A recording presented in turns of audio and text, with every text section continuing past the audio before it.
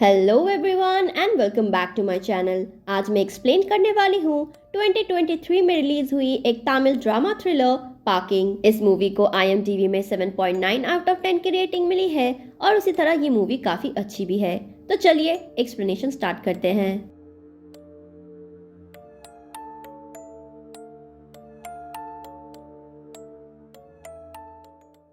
तो मूवी की शुरुआत में हम मिलते हैं ईश्वर से, जो कि एक इंजीनियर था और हाल ही में उसे एक नए शहर में नया जॉब मिला था, जिस वजह से वो किराए में घर देखने आया था। उसे वो घर पसंद आता है तो वो नेक्स्ट डे अपनी वाइफ आधिका के साथ उस घर में शिफ्ट हो जाता है। यहाँ हमें पता चलता है कि उन दोनों ने भाग के शादी की थी, पर ईश्वर अपनी पत्नी से काफी प्यार करता था और उसी के कहने पे वो अपने नए नेबर से भी मिलने जाता है। एक्चुअली वो जहाँ रहने गए थे उसी के फर्स्ट फ्लोर में और एक फैमिली रहती थी। अब इस फैमिली की बात करें तो यहाँ पर 3 मेंबर्स थे। पहले ही हम मिलते हैं इलाम परुथी से, जो कि एक पंचायत एग्जीक्यूटिव है। फिर मिलते हैं उनकी वाइफ पार्वती से और उनकी बेटी अपर्णा से। इसके बाद जल्दी ही उन दोनों की फैमिली की अच्छी बॉन्डिंग हो जाती है। एक दिन जब वो लोग ऑफिस जा रहे थे तभी इलाम परुथी नोटिस करता है कि ईश्वर के पास कोई 2 व्हीलर भी नहीं है। इस बात पे ईश्वर उसे बताता है कि उसे लेने ऑफिस से गाड़ी आती है और वो उसी में ट्रैवल करता है। अब ईश्वर के जाते ही वहाँ पर इलाम परुथी का साला आता है। उसे एक्चुअली एक प्रोजेक्ट के लिए इलाम परुथी की परमिशन चाहिए थी, पर उस प्रोजेक्ट का टेंडर ठीक नहीं था, इसलिए वो उसको मना कर देता है। यहाँ हमें समझ में आता है कि इलाम परुथी अपने काम के लिए काफी सिंसियर और ऑनेस्ट है। अब यहाँ आने से पहले ही आधिका प्रेग्नेंट थी, इसलिए उसे हमेशा डॉक्टर के पास चेकअप के लिए जाना पड़ता। ऐसे ही एक दिन ईश्वर उनके लिए एक कैब बुक करता है, पर ऐन मौके में वो कैब उनका बुकिंग कैंसिल कर देता है, जिसके बाद ना चाहते हुए भी उन दोनों को ऑटो में जाना पड़ता है। अब ऑटो काफी हिल रहा था, जिससे ईश्वर काफी परेशान हो जाता है। इसीलिए अगले ही दिन ईश्वर EMI पे एक नई गाड़ी खरीद लेता है ताकि आधिका को कोई प्रॉब्लम ना हो। अब घर जाते ही आधिका इलम परुथी को बाहर बुलाती है क्योंकि उन्हें अपनी गाड़ी पार्क करनी थी, पर गैरेज में इलम परुथी की बाइक थी।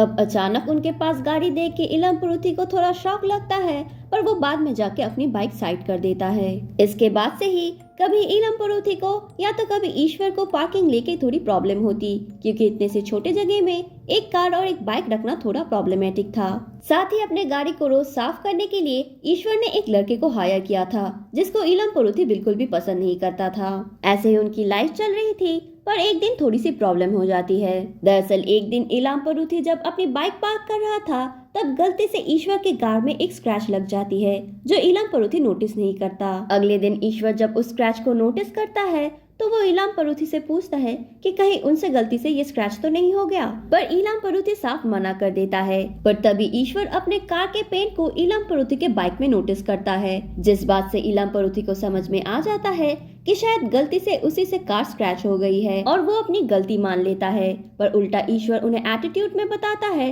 कि उन्हें इन चीजों का ध्यान रखना चाहिए। बाद में ईश्वर को रियलाइज होता है कि शायद उसने ओवर रिएक्ट कर दिया, इसलिए वो बाद में जाके इलम परुथी से माफी मांगता है। फिर उन दोनों में जो भी बातें होती है उससे समझ में आता है कि दोनों की सोच में कितना अंतर है। यही उन दोनों में फिर से आर्ग्यूमेंट हो जाती है और इलम परुथी गुस्से में वहाँ से चला जाता है। वो जब घर पहुँचता है तो पार्वती उन्हें बताती है कि उनका मिक्सचर मशीन काम नहीं कर रहा है, तो वो उनको एक नया वाला मिक्सचर मशीन ला के दे। अब इलम परुथी का मूड तो पहले से ही खराब था, इसलिए उन दोनों में भी झगड़ा हो जाता है। अगले दिन इलम परुथी अपने बाइक को निकालने की कोशिश करता है, पर वहाँ पर ज्यादा जगह नहीं थी, इसीलिए वो ईश्वर के पास जाता है ताकि ईश्वर अपने गाड़ी को थोड़ा साइड कर ले। इसी बात पे ईश्वर उन्हें बताता है कि अभी वो खाना खा रहा है, तो वो थोड़ी देर में गाड़ी को हटा देगा, तब तक वो वेट करे। पर इलाम परुथी को देर हो रही थी, इसलिए वो पैदल ही ऑफिस चला जाता है। फिर वो जब ऑफिस से घर आता है तब जानबूझ के अपने बाइक को बीच में खड़ा कर देता है। इसके बाद जब ईश्वर घर आता है तब वो बाइक को साइड करके अपनी गाड़ी पार्क करता है, पर उससे एक गलती हो जाती है कि वो बाइक के स्टैंड को ठीक तरह से नहीं लगाता, इसी वजह से बाइक गिर जाती है। अब अगले दिन उन दोनों के बीच इस बात को लेके काफी झगड़ा होता है। फिर उनसे मिलने उनका लैंडलॉर्ड आता है और उन्हें समझाता है कि दोनों को ही एडजस्ट करके चलना पड़ेगा। साथ ही वो इलम परुथी को भी बताता है कि वो गैरेज एक्चुअली गाड़ी के लिए है, इसीलिए उनको ज्यादा एडजस्ट करना पड़ेगा आखिर ईश्वर ने वो गाड़ी लैंडलॉर्ड से पूछ के ही खरीदी थी। अब ये बात इलाम परूथी को बिल्कुल भी पसंद नहीं आती, इसलिए अगले ही दिन वो फुल कैश पेमेंट में ईश्वर से भी ज्यादा महंगी गाड़ी लेके आते हैं, जो देख के पार्वती काफी गुस्सा करती है, क्योंकि जब उन्होंने एक मिक्सचर मशीन मांगा था तब इलाम परूथी ने मना कर दिया था और अब खुद एक नई गाड़ी लेके आ गए। अब ईश्वर और इलाम परूथी दोनों के पास ही गाड़ी थी और गैरेज था एक, यानी किसी एक को अपनी गाड़ी बाहर रखनी पड़ेगी। पहले दिन ईश्वर को अपनी गाड़ी बाहर रखनी पड़ी थी, जो बात ईश्वर को बिल्कुल भी पसंद नहीं आई, इसीलिए वो दूसरे दिन आके जल्दी पार्क कर देता है, जिस वजह से इलाम परूथी को अपनी गाड़ी बाहर रखनी पड़ती है। इसी के बाद उन दोनों में कंपटीशन स्टार्ट हो जाता है कि कौन गाड़ी पार्क करेगा, क्योंकि उन दोनों में से किसी को भी अपनी गाड़ी बाहर नहीं रखनी थी। अब ईश्वर काफी सोचता है और अपनी गाड़ी को पार्क ही रहने देता है और ऑफिस जाता है कैब से,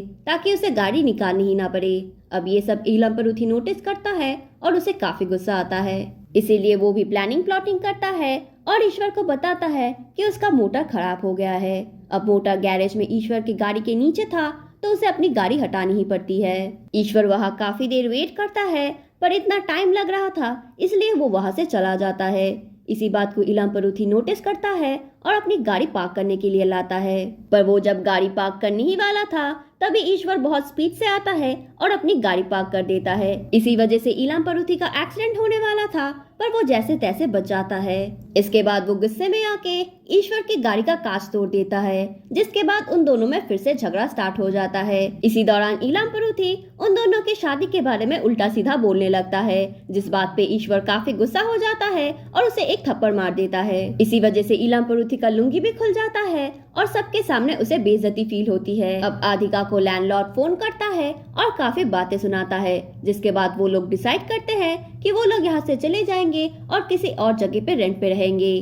पर दूसरी तरफ हम इलाम परूथी को देखते हैं, जिसको अब बदला चाहिए था, इसीलिए वो अपने साले को बुलाता है और बताता है कि अगर उसने उसकी मदद की तो उसके प्रोजेक्ट के लिए वो परमिशन दे देगा। अब रात को ईश्वर के घर पुलिस आती है और उसे अरेस्ट करके लेकर जाती है। पुलिस स्टेशन जाने के बाद उसे पता चलता है कि इलाम परूथी ने उसके खिलाफ एफआईआर किया है। उसे पहले लगता है कि शायद मारपीट की वजह से उसने ऐसा किया, पर बाद में उसे पता चलता है कि इलाम परूथी ने उसके ऊपर अपनी बेटी अपर्णा का रेप केस लगा दिया है, जो सुनने के बाद ईश्वर बिल्कुल चौंक जाता है और ना चाहते हुए भी अपर्णा को अपने पिता का साथ देना ही पड़ता है। ये सब सुनने के बाद आधिका बिल्कुल टूट जाती है और सीधा जाती है इलाम परूथी के पास। वो उन्हें रिक्वेस्ट करती है कि वो ईश्वर को इस झूठे केस से बाहर निकाले, पर इलाम परूथी उसे साफ मना कर देता है और वहाँ से जाने के लिए बोलता है। अब इतना कुछ हो चुका है जानने के बाद पार्वती अपर्णा को काफी डांटती है, पर अपर्णा हेल्पलेस थी, क्योंकि ये सब इलाम परूथी ने उसको करने के लिए बोला था। बाद में वो भी गिल्ट फील करती है और अगले दिन जाके ईश्वर के खिलाफ अपने केस को वापस ले लेती है। अब ईश्वर का जेल से छूट जाना इलाम परूथी को बिल्कुल भी पसंद नहीं आता, इसीलिए उसका साला अगले दिन उनके घर के सामने आता है और ईश्वर और उसके फैमिली के बारे में अनाप शनाप बोलने लगता है। ईश्वर का भी दिमाग घूम जाता है और यहाँ दोनों के बीच हाथापाई शुरू हो जाती है। कुछ ही देर में वहाँ उनके लैंडलॉर्ड भी पहुँच जाते हैं और ईश्वर को उनका घर खाली करने के लिए बोलते हैं, क्योंकि उन लोगों के आने के बाद ही सारी प्रॉब्लम्स हो रही थी। इसके बाद हम ईश्वर को देखते हैं, जो कि इन सारी चीजों से काफी नाखुश था। अगले दिन जब इलाम परूथी गैरेज में ईश्वर की गाड़ी नहीं देखता तो उन्हें लगने लगता है कि शायद उनकी जीत हुई है, पर तभी हम नोटिस करते हैं कि ईश्वर अपने गाड़ी से उनकी गाड़ी का पीछा कर रहा है। इसके ही कुछ दिन बाद इलाम परूथी आधिका के पास जाता है और आज तक उसने जो भी गलत काम किया उसके लिए माफी मांगता है। उन्हें देख के ऐसा ही लग रहा था कि शायद उन्हें अपनी गलती का एहसास है। वो आधिका को सजेस्ट करते हैं कि उन लोगों को यहाँ से चले जाना चाहिए, तभी सब कुछ पहले जैसा नॉर्मल होगा। इसके बाद जब इलाम परूथी ऑफिस जाता है तो वहाँ उससे मिलने ईश्वर आता है और फिर से उन दोनों में बहस हो जाती है, जिसके बाद ईश्वर वहाँ से चला जाता है। अब इलाम परूथी को शक होने लगता है कि ईश्वर ऐसे ही वहाँ पर तो जरूर नहीं आया होगा। तभी सर्च करने पे उन्हें डस्टबिन से बहुत सारा पैसा मिलता है।